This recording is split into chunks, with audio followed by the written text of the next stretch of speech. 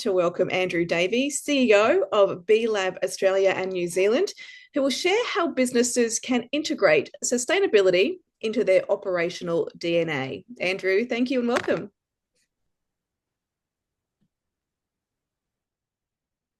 Thank you for having me. And apologies for the sound on that video, obviously not doing the right things.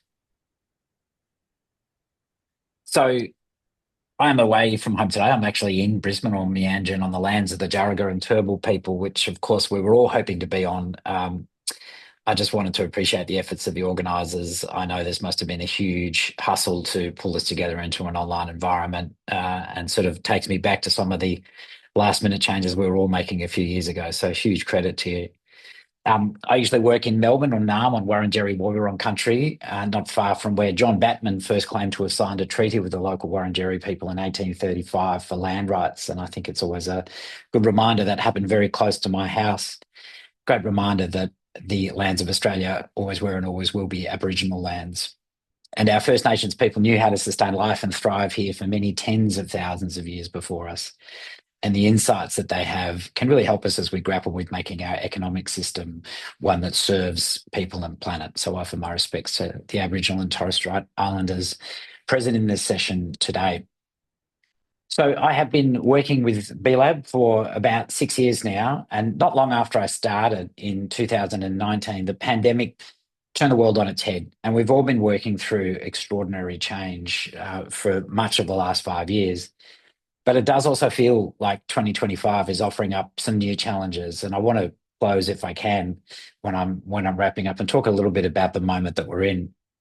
But back in 2019, I was a new CEO, having come from a background in law and corporate roles before moving into family business and starting my own businesses with my wife, which was a brilliant time of life. I developed an understanding of different ways to do business. I'd experienced different stakeholders and governance models, but I was certainly far from an expert in the complex world of sustainability. And it was only a few weeks into the role in sort of June 2019 where I found myself on stage with Abby Forsyth, the founder of Keep Cup, a brilliant, innovative business and a true change maker herself. Abby's an inspiration to me. You can see the concern on her face at perhaps what I was muddling my way through here. But in this panel, she sort of sat there quietly for a little while, and we were hearing from the National Australia Bank talking about their efforts on sustainability, and there was someone talking about using recycled paper, and I felt this tension next to me. And then Abby just kind of intervened and called out what she saw as just corporate bullshit. In fact, they were the words she used directly at our host and our sponsor. She was uncompromising in a world used to politeness and avoidance of conflict. And it was a pretty inspiring and slightly terrifying moment for me. Not long after that, Intrepid Travel called, another well-known B Corp brand, and they had an idea of buying full-page ads in the national newspapers to back a campaign that Future Super had started in support of the school strike for climate. I had no idea if this would fly. We had to find $20,000, and I'd only been in the role for a little while. We certainly didn't have that kind of money. But within a couple of days of engaging the B Corp community, we'd actually raised $80,000 and took out a whole series of national ads in support of the school strike for climate. I ended up on the radio being berated by a shock jock out of Sydney who thought people would boycott the products of these brands that had the temerity to support a school strike. And of course, history shows that he was very much wrong. So I learned really quickly back in 2019 that there's this remarkable community of people in business, in the B Corp community, who believe passionately that we should be accountable for the impact that our businesses have, and that our system needs a pretty urgent redesign. And that was when I started to realise just both how much fun I'd be having in this role, but also the challenge that I would face in really working with this incredible community. So I thought I'd start off just with a few quick basics of the B Corp and the work that B Lab does, and B Corp certification for those that don't know. So just move on to the next slide if you can. There are almost 10,000 companies globally now who are certified B Corporations across more than 100 countries, with close to 750 of those in Australia and Aotearoa, New Zealand, who meet these globally recognised standards. For those who don't know, the B in B Corp stands for benefit for all. When you see the B Corp logo, you know that the company you're looking at is designed to measure, manage, and deliver on social and environmental performance alongside generation of profits. So it's designed to deliver benefits to people on the planet, not just to shareholders. To become a B Corp, you have to review your whole business inside and out and assess how you stack up against the high standards that B Lab sets for how you treat your staff, how your business model operates, your supplier relationships, your environmental impact, and more. And for this, you use the free tool that we offer, the B Impact Assessment. Just jump to the next slide again. The work that you do to improve, the changes that you make to your business is your work to do. It's not enough just to decide to do these things, though. You actually have to review and build documented practices that are enforceable within the business. Then the hard part is you have to provide evidence of all of this to us through a rigorous assurance process. And that process can take months. The work in your business can take even longer to achieve. But once you've achieved those performance standards and passed the review that we undertake, you also have to change your company constitution to embed a public benefit purpose and a commitment to stakeholder governance. And then outline all of your results on a public directory that we publish. So to summarize that, it's about performance, changing the way you run the business. It's about your legal DNA. It's changing the very core functional purpose of your business and a commitment to transparency. It's definitely not lightly undertaken. But to be clear, it's also not about a burden. B Corps enjoy significant benefits from going through this process. Increasingly, I hear in our part of the world that they attract and retain employees who seek them out because of their B Corp certification. They credibly distinguish themselves from competitors in a world that is awash with sustainability claims, some not so good as others. They can attract values-aligned capital. They can prove more resilient through economic cycles. B Corps can speak with confidence around complex sustainability challenges, knowing that the certification offers them a credible and authentic stance to discuss not just their wins, but also their ongoing challenges. B Corps are ahead increasingly of a regulatory curve that bends towards greater accountability in all businesses. And they can work with other companies across diverse industries on common problems and leverage the reach and depth of the B Corp community globally. There's, of course, plenty more information on what we do, the what, how, and why of B Corp certification on our website, along with stories of B Corps in our region. One important thing to remember, though, and that is don't look for B Corps to be perfect. Like all businesses, B Corps make mistakes. They have unsolved problems. But what inspires me is that unlike most businesses, they actually seek out accountability. They voluntarily commit to continuous improvement and something that we need all businesses to do. Just jump to the next slide again. So B Lab is the organisation behind the B Corp community, and we are operating as a global not-for-profit network. We build the B Impact Assessment Toolkit, we set the standards, and we design the assurance system that all B Corps have to go through in order to achieve that certification. And our vision is for an inclusive, equitable, and regenerative economic system. We galvanise the B Corp community along with other change agents in service of this rather lofty, but we think really important goal. The focus on sustainability, the one that we're seeing so strongly throughout this conference, has been a dominant conversation for the last decade, I think for good reason. Clearly, there's a huge opportunity for businesses to respond to growing demand to be better, both from inside the business with investors and employees, and of course from outside the business, increasingly with customers, but also business partners in your supply chain. It's both a moral cause, and I'll talk a bit more about this later, but also an increasingly good business case. So B Corps in Australia and Aotearoa New Zealand alone generate more than $25 billion in annual revenue. Across the whole Asia-Pacific region, there are over 1,100 B Corps who employ over 120,000 people. And collectively, they show what's possible. If you put in the work to be better, you can be sustainable, ethical, and profitable. And it's clear now that businesses need to look beyond short-term financial results and consider a wider set of stakeholders and long-term outcomes. What's not so clear to many businesses is how to do that. And what the B Corp community offers is an example of just that. If there's some simple way to put what I find most inspiring about B Corps, It's that they accept a very simple idea that today's profits shouldn't be tomorrow's problems for other people to solve. So I want to dive a little bit more into a couple of examples from the apparel and fashion sector to try and bring this to life. The reality is, and sorry, move on to the slide. Thanks. The reality is, for many of you, you are working in an environment where you're experiencing growing and more complex demands, again, from customers, employees, investors, and your own expectations in the kind of business that you want to run. The fashion sector, probably more than most, has deeply interconnected supply chains that often cross borders, and connecting brand to product and business sustainability has become an increasingly delicate balancing act. The industry has a difficult history of waste and exploitation to confront. It has had a spotlight on it very significantly in the last few years, which has only increased scrutiny. And on the plus side, has encouraged businesses to step up, but doesn't take away from the fact that this is enormously difficult work.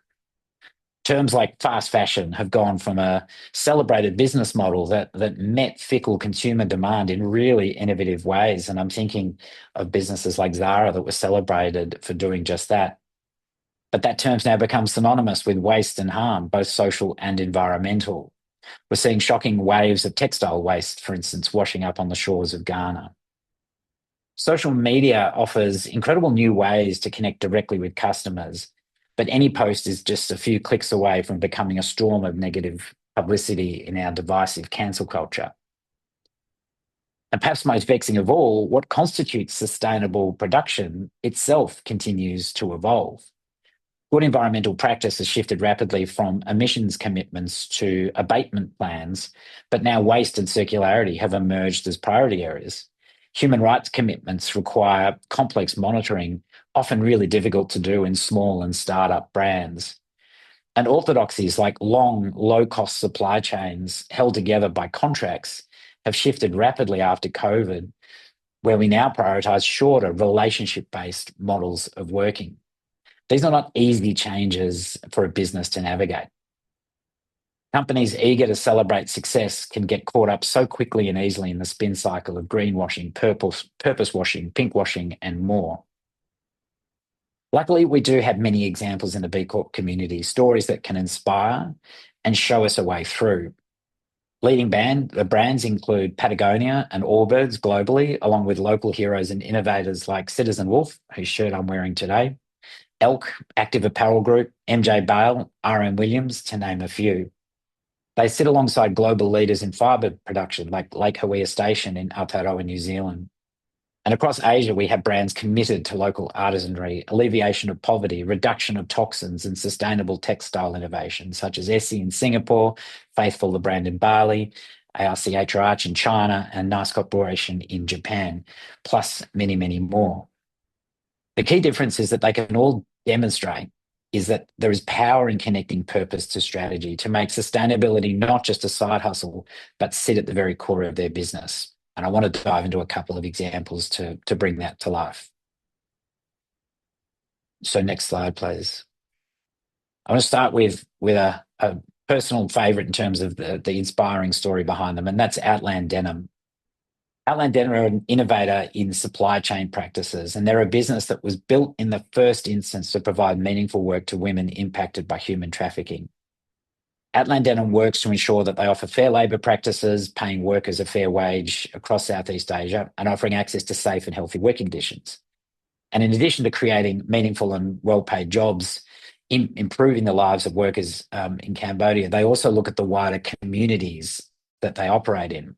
They've established programs to support education and healthcare, going well beyond the boundaries of their own business needs.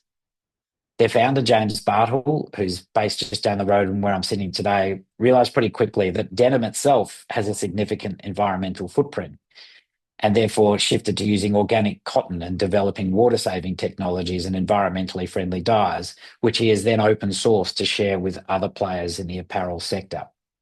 The idea of preserving competitive advantage is second in his mind to the kind of environmental impact that he's trying to have. So Outland Denim has chosen to look deeply into issues impacting seamstresses in Cambodia. That is their reason to be. And they learned that local education and financial literacy programs are as important as paying a living wage.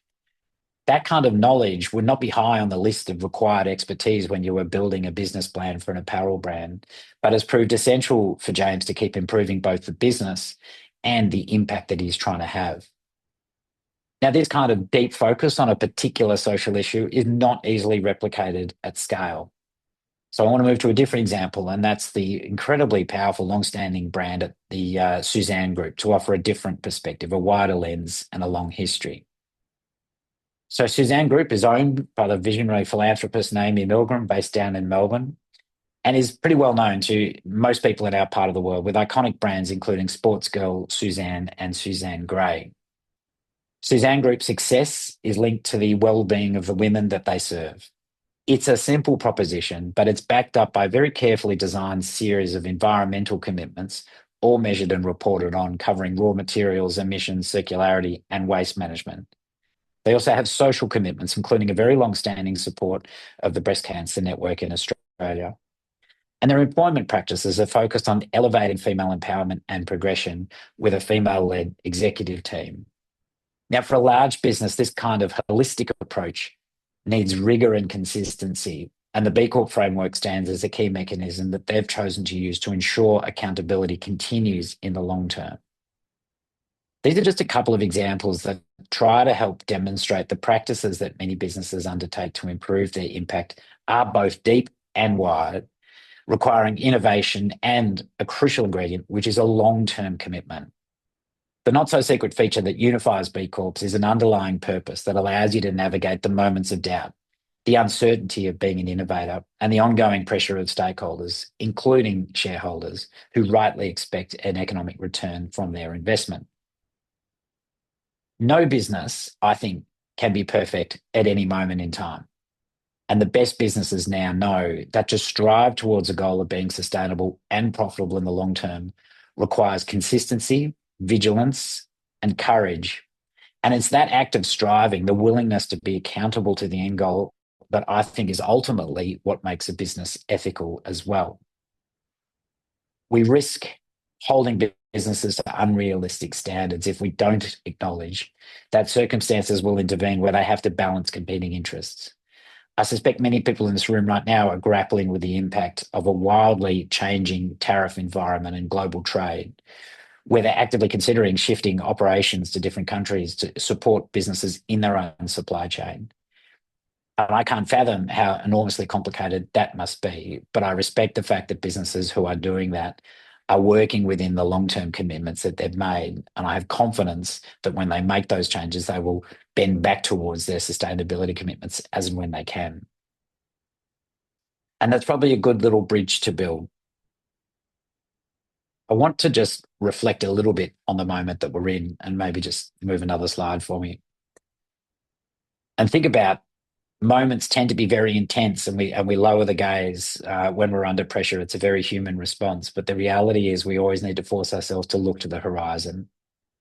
In many ways, COVID accelerated changes already extant in the economy and how businesses consider and manage their impact. And the drive to be more sustainable has been growing over the last decade.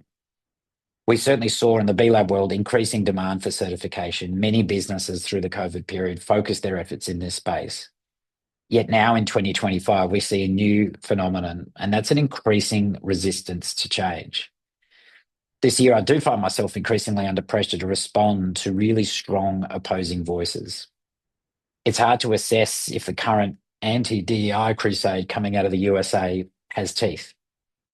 Are we seeing real backward steps in our mission to design an inclusive, equitable, and regenerative economic system, or just pockets of noisy opposition that themselves are unlikely to actually change business behaviour? The truth is, none of us know the answer to that, and it will become apparent with time. But across the world, we do see the rollback of sustainability and social equity initiatives. The EU Omnibus proposal has been rescinded, executive orders have targeted diversity, equity, and inclusion efforts, and conflicts around the world continue to disrupt lives and livelihoods. In these times when it feels like hard-won progress is at risk, the question is clear to me. How do we as businesses not only endure, but lead with resilience and integrity? How do we look to a new horizon and act not just with hope, but with confidence that a new economy is possible? The answer to that, I think, lies in the continuing and ongoing exploration of the role of business, a conversation that has been ongoing since the earliest corporate prototypes were developed by the church and governments, who at the time were looking to outsource risk to private actors as they explored but mostly pillaged the world. The debate around the role of a corporation or the role of business has actually continued ever since, reaching perhaps something of an apotheosis in 1971 when Milton Friedman penned an essay reducing the role of the corporate to a pretty simple idea of making profits for shareholders and operating within the rules, but with no wider considerations. That cultural model became really dominant through the 80s and 90s, and largely is what we've been trying to correct in the last decade or two. So the conversation itself around the role of business has renewed, and it's renewed in response to growing evidence that the system was buckling under the pressure of businesses privatising profits while socialising problems. Now we have to continue the evolution from this short-term focus to long-term value creation. We have to shift from what is increasingly described as a shareholder primacy model to a model of stakeholder governance. To do that, we actually have to embed sustainability and social responsibility into the DNA of our companies, not just relying on the enlightened few, but to take this to a mainstream requirement of all businesses. That's a goal that we've been working on since 2006 in the B Lab world. That's a goal that many other organisations are working on as well. And we believe that the B Corp community and many other businesses demonstrate that it's a highly achievable and possible outcome. So I want to leave you, I guess, with three arguments that if you're having this debate at the pub with friends, you might consider rolling out. There are many reasons why this change needs to happen, but I think there are three really compelling ones. There is a business case that will continue to operate a business sustainably. There is a systems case. Our economic system does not serve everybody and has to change to itself survive. And there is a moral imperative built into the model of the corporation that we use throughout the world. So that business case, there is still ample evidence that in volatile times, governance matters for businesses. Businesses have to be agile. They have to be prepared to navigate shifting regulatory and financial landscapes. But agility alone is not enough. You need stability at the governance layer to provide the foundations for enduring success. That safeguards against short-term pressures. It ensures ethical decision-making and strengthens a brand's credibility and trust. And by committing to stakeholder governance, B Corps ensure that their employees, their suppliers, and their communities remain valued at times that profit is under pressure. Research has shown us that companies that adopt a stakeholder governance model not only survive, but thrive. Through the pandemic periods, 95% of B Corps remained operational compared to about 88% of other businesses. And despite the challenges, B Corps continue to perform financially on a par with traditional businesses whilst maintaining social environmental impact, often with a higher cost base to do so. Other studies indicate an integrated approach to measuring and improving your impact for people, planet, and communities is also better for business. Accenture released research in 2022 that found that businesses that are achieving high environmental and social performance standards are seeing 2.6 times greater total shareholder returns. So a well-articulated purpose still drives better employee engagement, better customer loyalty, and attracts values-aligned capital, and in turn, these contribute to building resilience. The business case remains so pre-Trump and remains so post-Trump. But there's the second case. There's a system case for this work. A sustainable business cannot exist without a sustainable economic system. And right now, we're at something of a crossroads. Do we allow a few responsible businesses to carry the burden of ethical leadership, or do we shift the entire system to actually reward long-term value creation over short-termism? History has shown us that capitalism thrives not in unchecked deregulation, but in fair, well-regulated markets. Policy and progress has to evolve together. Strong policies push businesses forward, whilst business innovation drives the demand for coherent and stable regulatory systems. We've seen too often the devastating impact that business can have, not just on vulnerable communities in the developing world, but on robust Western economies as well. This is why collective action is key. Businesses, investors, consumers, and policymakers have to work together to create an economic system that rewards responsibility, innovation, and long-term prosperity. Lastly, I want to touch on the moral case for change. Defining business as a moral actor may feel a little uncomfortable, and I'm pretty sure Milton wouldn't like it, but it's a core design element of the idea of a corporation itself. Corporations have long enjoyed the rights of individuals whilst shielding shareholders and management from personal liability. This structure allows businesses to scale, to innovate, to take risk, and to generate wealth. A company can own property, they can sue, they can be sued. They employ people, wielding authority over them. Indeed, despite reforms like modern slavery legislation, corporations still hold the power to enslave in far too many places around the world. But this system only works if businesses, therefore, are also moral actors, going beyond compliance with whatever the law is to lead with values and embrace uncertainty, as no government authority can hope to define all permissible or forbidden actions of a corporation that holds such broad human rights. The idea of directors holding duties to the corporation has to be seen then in light of their responsibility to navigate the impact the company has in the wider world. Just as you can't make a good business decision without considering stakeholders, it requires an ethical lens to navigate competing interests. There is often no right or wrong, only two wrongs or two rights. We therefore have to accept a corporation is a moral actor and equip them with the skills that they need to actually meet this core responsibility. History's shown us that businesses have weathered crises before: wars, economic downturns, threats to justice, human rights challenges. And in uncertain times and in an increasingly interdependent world, businesses have to stand together, find solutions as a collective, and lead with integrity. We encourage B Corps to zoom out, to take a long-term perspective, and act with an unwavering commitment to justice, sustainability, and ethical leadership. And so it might not surprise you to hear from me, I don't think now is the time for businesses to retreat or to compromise the idea of defining and having values. Now is the time to step up and stay the course, to weather the uncertainty that we currently experience with courage, to lead with purpose, and to define success as broader than just financial outcomes. B Corp certification itself is more than a mark. It is a movement. It's a movement of businesses who are committed to these ideals, to shaping a future where business is a force for good. So to come back to where I was somewhere in the middle of this, as you do grapple with the really technical challenges of how to be sustainable in a very fast changing world, don't just consider what the laws and regulations require of you. Don't just consider what some other competing business is doing. Ask what kind of business you want to be. Do you want to be a business that reacts to the storm, or one that actually helps build a stronger, fairer, and more sustainable world for all of us? I'm going to stop there, and I appreciate I've taken this conversation down a slightly different bent. If you want to put my last slide up again, my contact details are on the slide, and I would love to hear from any of you who might be grappling with similar problems.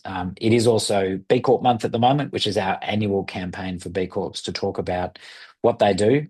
This year's theme is Gen B, which is all about the idea that B Corps represent a new generation of businesses and business leaders who are willing to be accountable and do business differently. And one of the things that I find particularly inspiring is their willingness to share what they've learned. So there's a whole bunch of different events, not just for the B Corp community, that you can find at the bcorpmonth.com URL. You can narrow them down to wherever you are in the world and try and get along to one of those events to learn more. Or please get in touch. Always happy to talk to people about what they're grappling with in their business. So happy to hand over for any questions you may have. Yeah, thanks so much, Andrew, for that very informative talk there and for outlining the impact of B Corp certification. Yes, we are now opening up the floor for questions. We've got quite a few to get through already, so we will get started on those. So, Andrew, the first question, generally, how long can we have the B Corp certificate? I heard there would be a few years to do the certificate. Is it normal or just the large corporations? And is there any chance for the SMBs companies? About 6 questions in that, all of them There good. is. So I'll try and make sure I do that justice.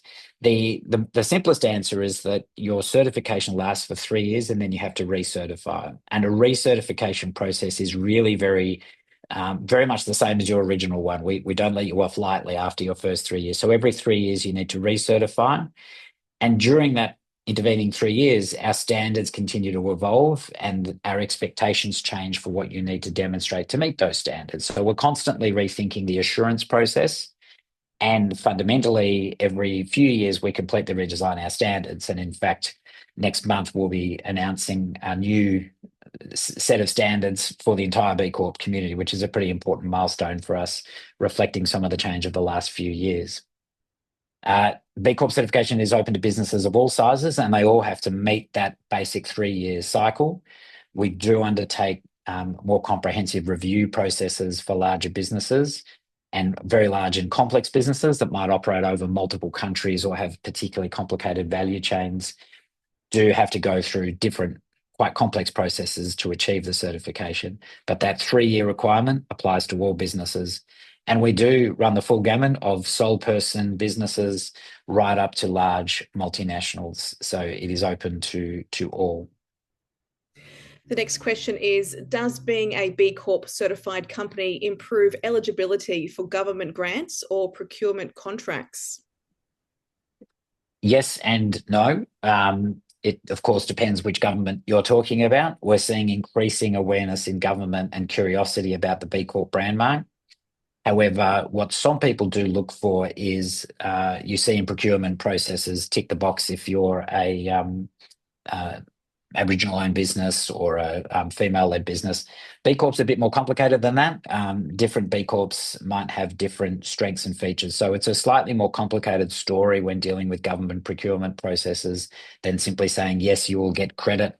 Different procurement departments have different ways of assessing what they're looking for. It was really encouraging to hear how the Brisbane Olympics is really approaching sustainability with a very powerful lens of looking for businesses that are having a positive impact. But different jurisdictions will have different levels of understanding of that. So it's a bit of a tricky answer to give you a simple yes or no. And the next question is, how can B Corp certified businesses ensure ethical labour practices and transparent supply chains? Yeah, that's a great question. And this might feel like a really inconvenient answer. But the reality is that our role is to ask the question and set the standard.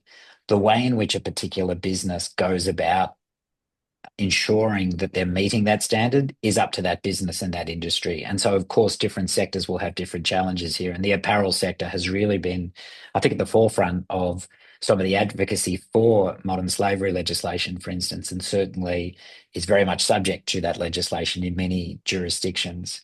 So the answer lies in the technical expertise that sits within an industry, not so much within B Lab as an organisation.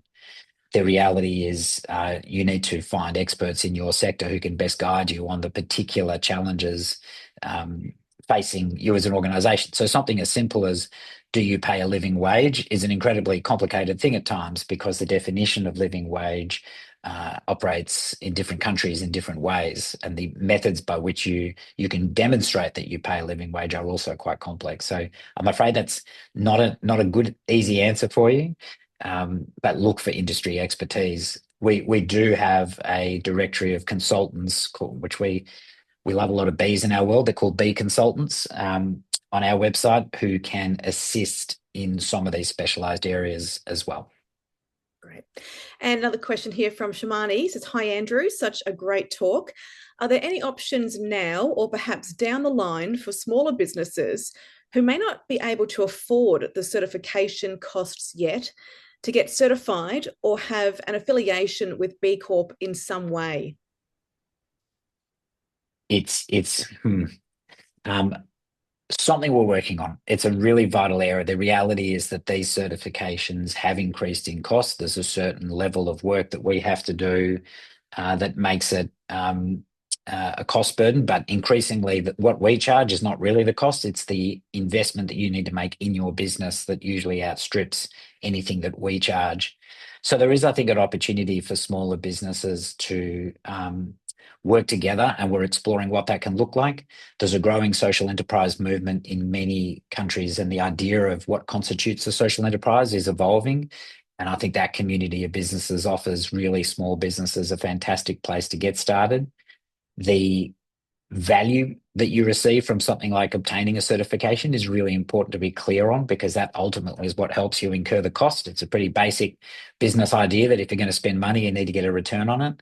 So I'd also encourage really small businesses to interrogate, what can we do with this certification? What value can it bring back to the business to help justify the expense? All right, that's all our questions. Andrew, thank you again so much for all your insights and for answering all those questions. Pleasure to be here, and thank you for indulging me in my reflections on where we need to go as an economy. I genuinely think we're sitting in a very interesting moment in time, and I'm hugely grateful for anybody that's sitting inside a business and just having a basic conversation around how can we be better, how can we do things differently. It takes courage to drive change inside a business. It absolutely does. Andrew, again, thank you so much for your time.